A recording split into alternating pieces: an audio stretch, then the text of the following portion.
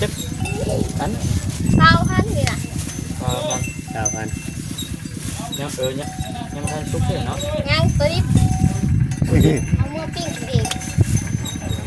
เลย 40นี่น่ะ10,000 ซอยบ่เนาะจับเบิ่งบ่เป็นหยังบ่ ไหม ใหม่อีก ทำในจับเลยต้องในชื่อแล้วเรา แล้วน้องตุ๊กใหม่กันแล้วบัด 50 50บ่เจ้าเด้อชื่อว่าสิพัน เอ้ยตัวก็สิบาท 15พอดี 55 โทรทุงเลยเหรอโทรทุงเท่าไหร่ ตรงๆกับ30 ทานกันเลยโอ้ยอะไรโอ้ยมันสลิด บ่เวียงชื่อเดี๋ยวเมื่อวานยังกินมื้อเบิดอยู่มาต้องมันฉ่มแห้งเวียงยังกินมื้อเบิดแหละชื่อซอยแล้วเนี่ย โบนั่นเป็นไรได้ผมบอกจะดีมึง ผมได้ยันอันนี้เลยจ่ายแล้วก่อนจะไปทำไมนะ ใจ 55,000บ่ ต้องเปลี่ยนกันชื่อ 55,000เนาะ เปลี่ยนกันชื่อมามื้อหน้าจังให้บอยสดีชื่อ แม่นแล้ว เมนแล้ว เมื่อวานนี่ข่อยชื่อแล้ว บ่มีใบนั่นซะบัด ต้องไปหาแม่ค้าคือเก่า เฮ็ดจังไดบัด เกิดไม่ค่าคนมาทอนเงิน แม่ ไม่ค่าเพิ่นมาทอนเงิน ยูหูเปิดอยู่เดี๋ยวเขาเดี๋ยวเขามา ไป เจอพอดีมาพี่อีกได้ เลย เดี๋ยวมาพี่ พอดีเพิ่นมา เอา พี่ พี่ เพิ่น น้อง มา คลิปนี้จะจบคลิปก่อนเนาะบ้านเราครับขอโทษขออภัยเด้อพี่น้องเข้าเด้อนิดนึงล้างจานเด้อนี่ล้างแบบนี้นะจักแบบนี้นะ เรียบร้อยเบิดแล้วบ่จะเวียกบ้านน้ำเรือนน้ำจานมันยังอยู่ ยังเหลือแต่หนึ่งเขาก็ ยังเรือจะนึ่งข้าวมาเถอะมาก็หลายห้าง ยังอื่นอ่ะ อย่างอีก เอ ว่า อยังบ่ได้ทุกผมทุกไทยบ่ จกตรงทุกไทยเลยบ่อย อ๋อมีข่าวดีนะ ข่าวดีบ่อย เฮ้ยคือยัง เอาไว้ก่อน ฉันคอยบ่กล้าซื้อเนาะ อ๋อ คอยบ่กล้าซื้อ แค่เข้ามาใกล้ก็ครับเข้ามาใกล้เป็นเงินของทางแม่ป้าวิพรเพิ่นเพิ่นที่แท้เพิ่นก็บอกตั้งแต่เมื่อวานนี่แหละแต่ว่าน้องตุ๊กเพิ่นไปหาหมอก่อน ก็สิมองให้กันแรงเนาะ 50 ดอนแต่ว่าบ่คำเอาเป็นเงินกีบแล้ว เลย กับมันตัวเชื่อชื่อของกินนี้ คือว่าชื่อซอยแต่ก็เงินเป็นชื่อซอยแต่เฮาก็บ่มีเงินเนาะ แม่น ชื่อคู่มือได้เฮากัน เอาเฮ็ดจังไดเอา ขอบใจเด้อ เอาไว้ใช้ไว้พรให้เพิ่นเลย โดยขอบใจเด้อที่แม่ฝากเงินมาให้ลูกซ้ำนี้ฝากมาซ้ำลูกซ้ำนี่คอยกับแม่ร้อยพันเท่าเด้อซ่า บาท สาธุ สอง สุดศอกเลย โอเคเอาน้องตุ๊กมาจะ หลังจากที่บอกอีกหลังจากได้เงินเนี่ย แม่น อย่าใช้สุรุ่ยสลายเด้อใช้สิ่งของที่มันจำเป็นเด้ออันนี้บ่แม่นว่าเฮ็ดเงินเนี่ยกระต้มขนมแล่นมาก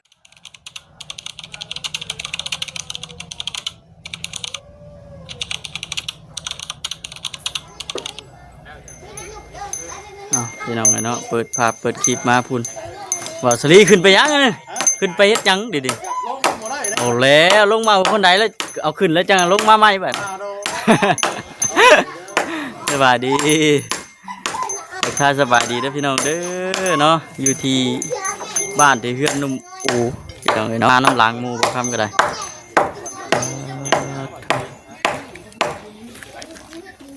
ลงมาแล้วบ่ข้าวใช้ลงนะ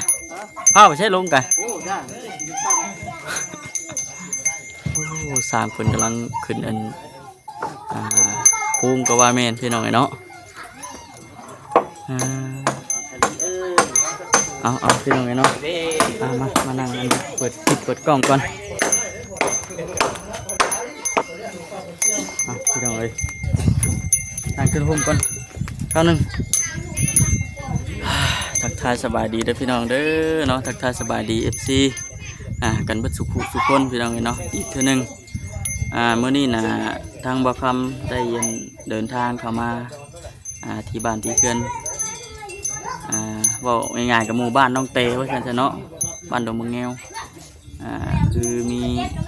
จุดประสงค์เข้ามาหาน้องตุ๊กอีกพี่น้องมื้อนี้ก็ได้แจ้งข่าวดีเพิ่นมีข่าวดีมาต้อนมาฝากว่าซั่นพี่น้องเนาะน้องตุ๊กเพิ่นอยู่บ่หรือว่าหอบเมื่อหาผัวอะไรบ่จักดิ จันอดบ่ล้นทนบ่ไหวคืออันเมื่อวานนี่ว่าซั่นจม2-3 บาทบ่ได้พี่น้องเอ้ยอยากมาหาผัวเมื่อวานก็ได้มันบ่ไหวเลยว่าซั่นกินฮอดผัวแห้งเอาบ่คำยันเพิ่นเมื่ออันปะพี่น้องเนาะ ก็เลยอันมาหาก่อนมื้อนี้คือมีทางอันแม่ป้าเนาะพี่น้องเนาะแม่ป้าวิพรเพิ่นได้อันฝากเงินมาให้บ่คำนำให้ทางน้องตุ๊กเพิ่นแน่ว่าซั่นอีต้นทางน้องเพิ่นกับอันให้น้องเพิ่นซื้ออยู่ซื้อกินอยากกินหยังก็ซื้อกินว่าซั่นเดี๋ยวสิบอกทางน้องเพิ่นเนาะพี่น้องเนาะเอาจังใดก็มีแต่ว่าขอกราบขอบคุณเด้อเนาะจังใดก็ขอให้อยู่ดีมีแฮงความเจ็บจะได้ความไข่อย่ามี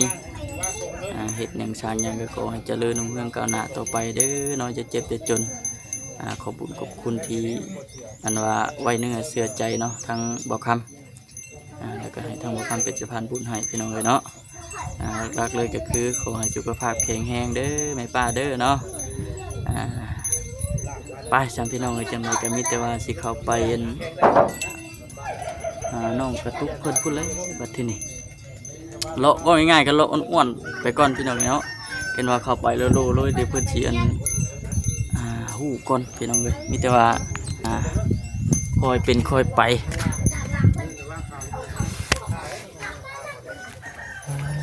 เธอ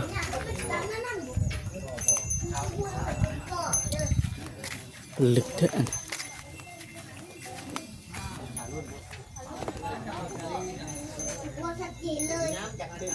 มิดสมอยเถอะพี่น้องเนาะ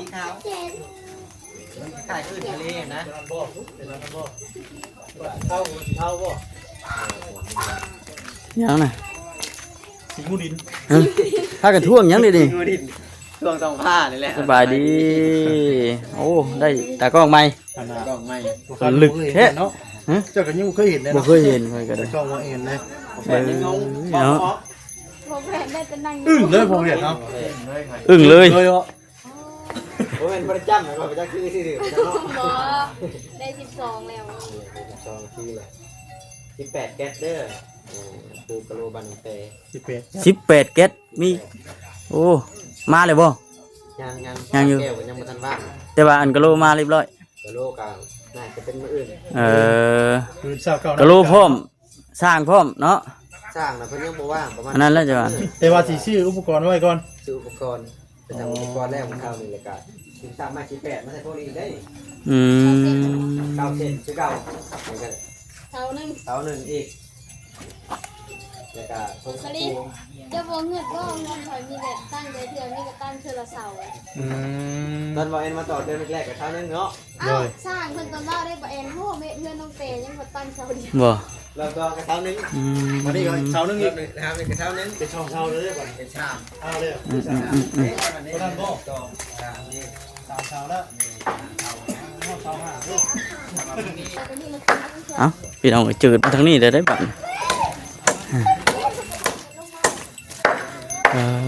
เธอใหม่เพิ่งก็ยังไล่ยาวขึ้นเรื่อยๆนี่พี่น้องเนาะ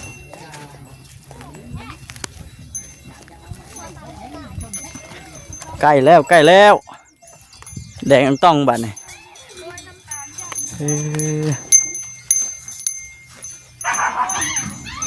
ขึ้นโค้งเรียบร้อยเลยพี่น้องเนาะเบ้อสบายดีมาเข้ามื้อนี้เฮ็ดมื้อนี้เฮ็ดเวียกอยู่ป่ะยังกินหนึ่งข้าวอยู่ใกล้แล้วไปจะไปฮะไปหนึ่งข้าวเลยแล้วบ้านนี่ลายบอกพี่หน่อยมาเพื่อมื้ออื่นได้บ่นี่ไปหนึ่งข้าวป่ะฮะเบิ่งพี่น้องน้องตุ๊กคนนี้ฮะมาขายเครื่องโอ้ยน้องตุ๊กสิขายเครื่องพี่น้องเนาะไปเบาซะดิ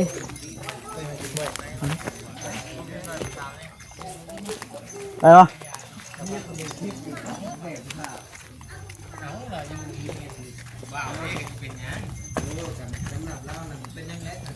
ก็ซื้อไข่นี่ยังไหม ตุก แข่งสืบต้องเด้อ เอาแล้วเป็นไม่ค่าละบาทนี่ ไปคากมือหนึ่ง ไม่ค่ามือหนึงแม่นบ่มือหนึง สอง สองมือเลยอันนี้จะซื้อน้ำเพิ่นมาเท่าไหร่ 10,000 10,000มาขายต่อเท่าไหร่ 15 โอ้กับไร5,000 เจ้า มาสิมาได้มาแล้วก็มานั่งโอลมกันก่อนมา บูไปนั่งอุโล มานั่งโอลมกันก่อนนั่งโอลมเย็น หมัดละ20,000 10แห่ง ๆมัดละ20,000พุ่นโอ้ขายเอาเงินดีเนาะโอ้ยงขายเอาเงินน่ะดิเด้อบ่ได้ขายดินขายหยังจะดิขายเอาเงินเอาค้ำมาลีอันนี้มัด20,000 บ่จะดีบ่ชื่อช่วยกัน บนะจะได้ชื่อครับ กำลังถามเพิ่นก่อน กำลังพิจารณาเบิ่ง เจารณาไต่ตองเพิ่นก่อน นี่40พอดี จะหาเงินเลี้ยงลูกบ่ โอ้ พอดี40 ตามอันนี้ 50 ช่องทุงนี่50 นี่10แห่ง ตุงเราจะพันไปนั่งใกล้ๆรู้ป่ะครับไปนั่ง เบิ่งค่อยสิ ไปนั่งคุยกับมึงรู้อ่ะ เนาะถามมึงก่อนพี่น้องเอ้ยเนาะมันเป็นได้ใดหับก็เจ้ามากคือว่าเท่าใดกัน เจ้าชื่อน้ำขาวทุงเท่าไรเจ้าชื่อนะ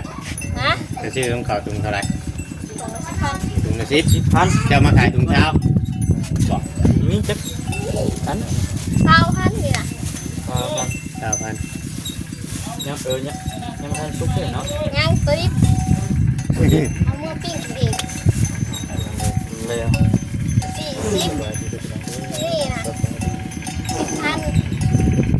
10,000 ซอยบ่เนาะจับเบิ่งบ่เป็นหยังบ่ ไหม ใหม่เองก็ ทำในจับเลยต้องในชื่อแล้วเราบอก แล้วน้องตุ๊กใหม่กันแล้วบัด 50 50พุ่น เจ้ามาขายบ่ ชื่อว่า 10,000 ด้วยตัวก็15 15พอดี 55 55,000 ตัวทุงนี่เหรอตัวทุงเท่าไร ตรงๆกับ30 ทานกันเลยโอ้ย อะไร โอ้ยมันจะรีบ บ่เวียงชื่อเนี่ยเมื่อวาน ชื่อเหร ยั อ งกินหมูเบิดอยู่ โอ้ มักต้องมันโฉบแห้ง เออ บ่เวียงยังกินหมูเบิดแหละชื่อช่วยแล้วเนี่ย โบนั่นเป็นไรได้ถูกโบจะดีมึง เอาบ้านนี้ก่อนที่ซอยจะบ้านนี้ก่อน เปิดถามมันนี่ดิ กูถามเงิน เฮ้ย ถ้าเอาเงินแบบลงตู้เราสิชื่อแล้วพาไป ไก เดี๋ยวนี้นะ ซื้อต่อซื้อต่อใครต่อ คือต่อ อยู่ก่อน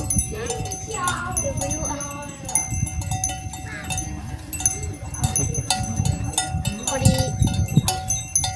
55,000พอดีดีใจไปชื่อแล้วจะเอาไปชื่อเลย อยู่ก่อนเนาะ อยู่ก่อน อยู่ก็อยู่ ถ้าโบอยู่นะว่าเขาโบซื้อซอย ชื่อแล้วเนาะเป็นอะไรลูกเจ้าใครแน่แล้ววานนี่คือว่า ใครไหนแล้ว ไปหาหมอเป็นว่าเป็นนี่ได ไข่ขึ้นเลยสิ ไข้ขึ้น35ไข้ขึ้น เป็นชูเดือดแล้วเนาะ แห้งเกิดได้เบิ่ง ใคร เนาะ ไหนแล้ว ไปอันห้องหมอแล้วเพิ่นสิได้เพิ่นตรวจเพิ่นนั่นแต่งยาบ่แต่งยากินบ่ให้แม่แน่เนาะกินเนาะ ให้ลูก ให้ลูก ยาน้ำเลย วานนี่เพิ่นฮุบเพิ่นหอบไปอันช่วงแรงนี่แหละ 6 โมง บ่เวียงเมื่อแล้วจักบ่ ออกเมื่อเขาออกไปพร้อมกันได้กับข่อยเนาะ แม่นบ่ ตามรางกับไก่ แต่ว่าข่อยบ่ได้ฝนตกแล้วข่อยบ่ได้ไป ฝนตกแล้ววานนี่เพราะมันต้องทุบไปนะเนาะ แม่นฝนตกแล้วข่อยได้บ่ได้ไป มาที่โรงพยาบาล มาเห็น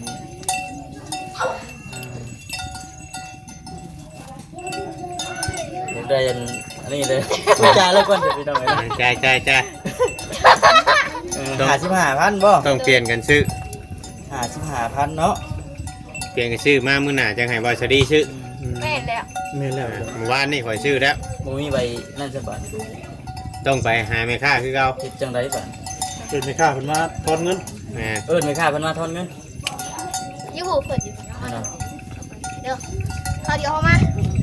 ไป เจอพอดีมาพี่ได้ เลย เดี๋ยวมาพี่ พอดีเพิ่นมา พี่ พี่ น้องคลิปนี้จบคลิปก่อนเนาะฝากรองกับขอโทษตัวภัยเด้อพี่น้อง พี่น้อยน้องนี่แต่ว่าถ่าทั้งน้องตุ๊กเพิ่นมาก่อนเก่งอยู่บ่ เก่งเปิดก่อน เฮ้ย ม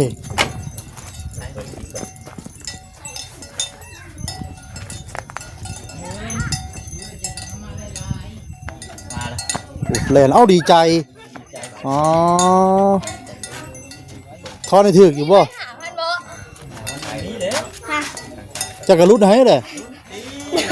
อืม 5,000บ่รู้เลย ซื้อซอยเด้อเนาะ เอาพี่น้องเอ้ย รู้ได้เนาะ50 มุ้ย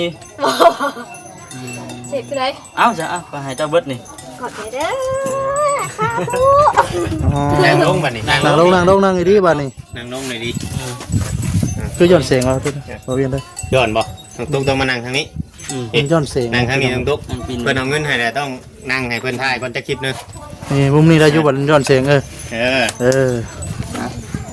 เอาพี่ถ่าเจ้ามานั่ง เจ้าเคลียร์จบแล้วหรือว่าก็ไม่ค่านะ เดี๋ยวจะหลับ นี่คือว่าของเจ้าเนาะ ผ่านมาได้อถามก้มหน้าก้มตาไปเด้อ เด้อขออนุญาตเอา ก้มหน้าก้มตาไปเด้อ คือว่าจบแล้ว คิดได้ดิเอาไปโทษกันเลย โอเคเดี๋ยวคนอันเอามือทอดดอก กินเป็นอยู่หรอกเนาะ เด้อ เอาได้ ทีนี้พี่น้องไงเนาะจะตู้ชาดีเราเซ็ตกล้องแล้วก็ ส่งบ่งามเลย เอาเนาะกระดาษจะตู้เซ็ต ได้ ได้บ่ งามแล้วบัดนี้ เอาข่อยก็สินั่งอยู่นี่แหล้วข่อยก็ได้ นั่งหันแล้วมีบางนั่งเนาะ อืม มันเย็นแน่อยู่นี่พี่น้องเอ้ย อะไรนั่ง ในได้ลุงตุ๊กลายมือแล้ว จังไดเอาเองเพิ่นถามนะ พังแน่เวลาให้ถามไม่บอกลายมือลายวันเนี่ยใครแน่บ่ ไม่ต้องรู้นะ น้องโอไปไล่งัวสิกินเข้ามานะไปตู้ชาดีไปเก็บ งัวกับพ่องัวบ่ได้พี่น้องเอ้ยเนาะ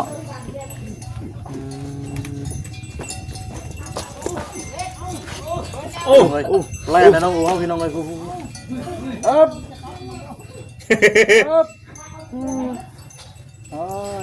มีอย่างกับมีแต่ว่าแลไปล้างถ้วยล้างบวงช่วยอ้ายช่วยยังกันแน่เลย เฮ็ดเวียกซอยกันเอาแล้วเนาะ มันเกิดที่อ้ายเจ้าเราบ่เคยมีถ้วยมีบวงบ่เคยมีหมออยู่หมอแกงบ่เคยมีแดงมีง่าย แม่ มีแต่ว่าไปอาศัยกินนำชาวบ้านชาวหยังก็ชื่อเนาะคือเฮาขึ้นไปเห็นเพื่อนตอนที่เรามาอยู่หั่นและบ่ได้มีอีหยังหรอกแหละ แม่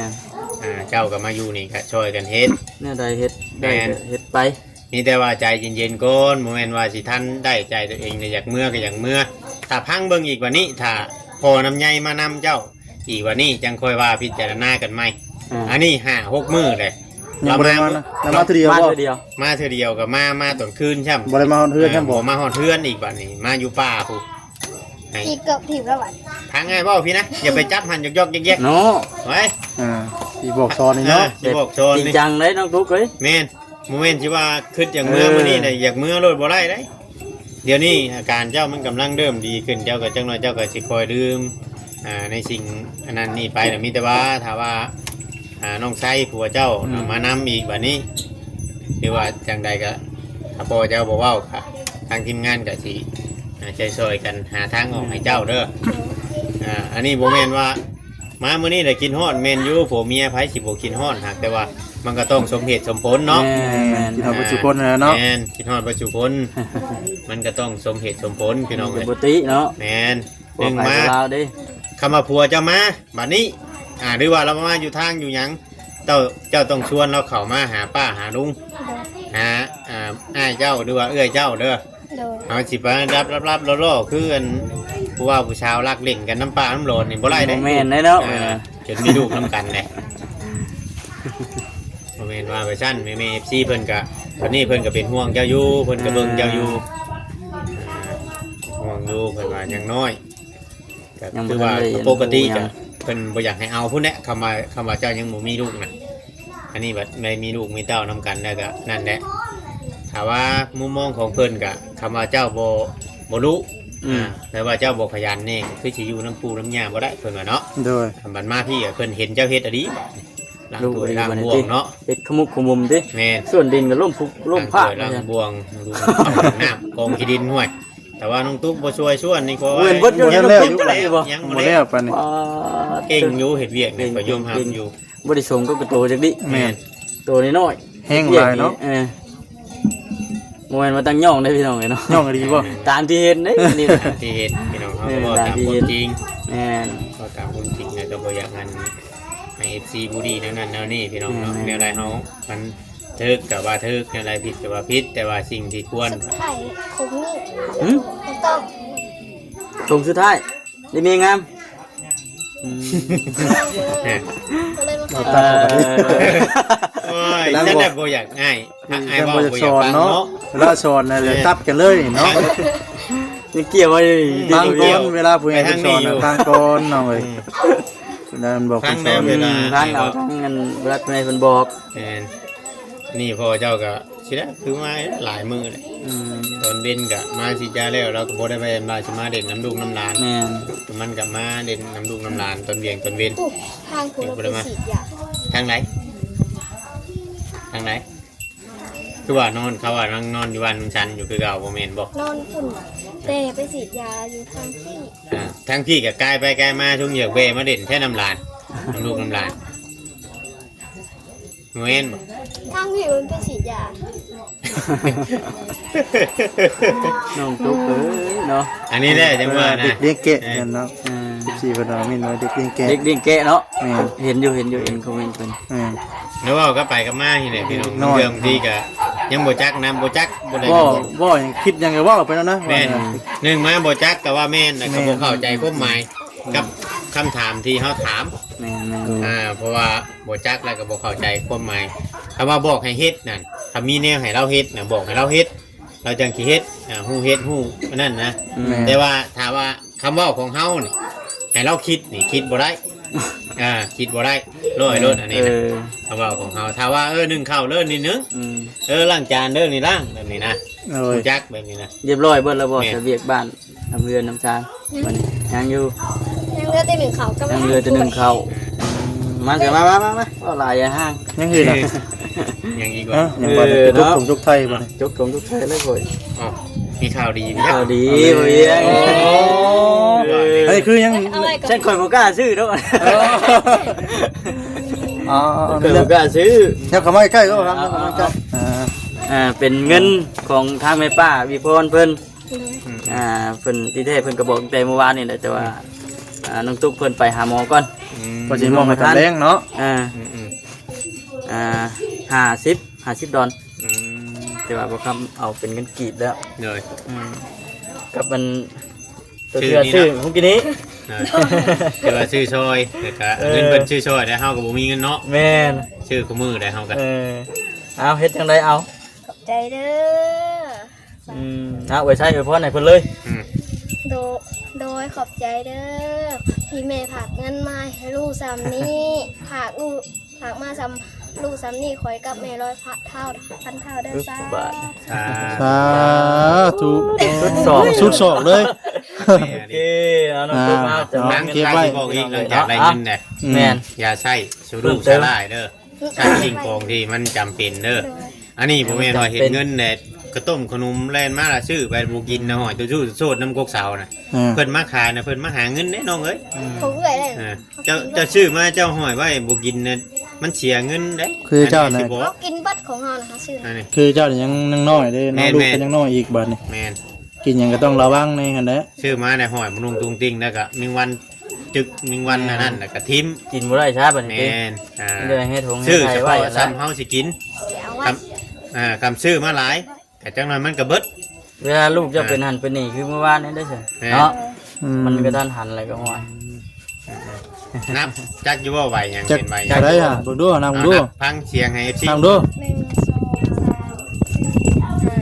6 7 8 9 เก้าใบ ชื่อใบหนึ่ง ใบหนึ่งใบหนึ่งได้บ่ดิ ชื่อใบหนึ่งกับแม่น เออ ชื่อใบหนึ่ง มีแต่ว่า 10ใบบาท เออ ประหยัดใช่ประหยัดจ่ายโมเมนว่าเห็นเงินในสีชุ่มเปื่อยบ่ได้ได้ เอาพี่น้องเอ้ยเนาะ น้องเคยอยากให้อันทั้งน้องคนฮู้จัก แม่นมีแต่ว่าเฮ็ดเอาแหละแนวใดมันสิ เมื่อวานเงินไอ้ อยู่รอด เมื่อวานนี่ยังเดือดเท่าไหร่ เหลือ6แสน ยัง6เซน ยังคือเก่า ชื่อว่าเซนหนึงแล้ว เลยเงินเด็ก ชื่อเพิ่น ชื่อเป็น เพื่ เพิ่ อน น เอา แน่ คะแนนกินเมื่อคืนนี้ โดยว่าบอกว่าเราแต่งให้7เซนนะเงิน1,000นะ เราได้7เซนเราก็ตั้งให้น้อง เอามีแต่ว่าจะเจ้าฐานไทยฐานเด้อ โดย สบายดีก่อน สวัสดี ขอบใจเพิ่นเด้ขอบใจบ่คำ ใจ เด้ เด้อบอกคำเด้ โอ อ เค รับไปด้วยเด้อ โอ้ยขวดมักเลยครับ ไปจ้ะพี่น้องเนาะถือว่ามาฮอดมาถึงเด้อพี่น้องเนาะมอบ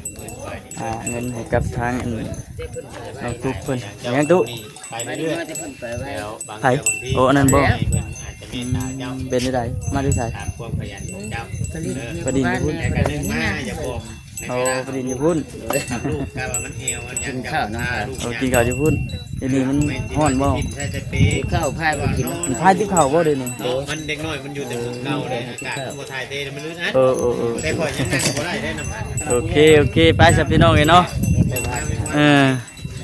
ดีมุกดีใจพี่น้องเนาะที่ว่าทาง